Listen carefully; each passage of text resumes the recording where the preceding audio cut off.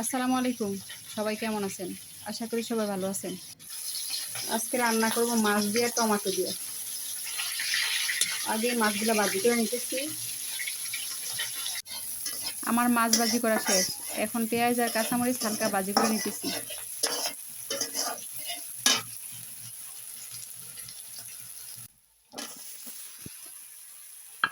টমেটোগুলো ভাজি করে নিতেছি। আমি যেমনি রান্না করি আর কি।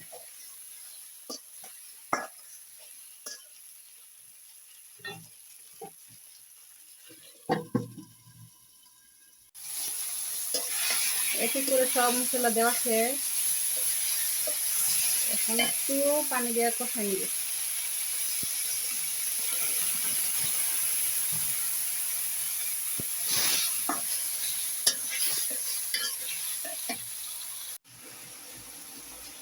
এখন মাছগুলো দিয়ে দিতেছি।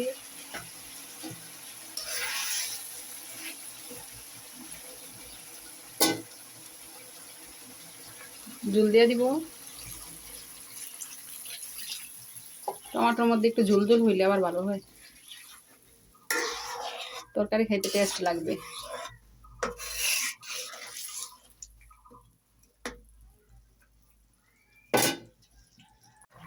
আমার তরকারি রান্না করা শেষ।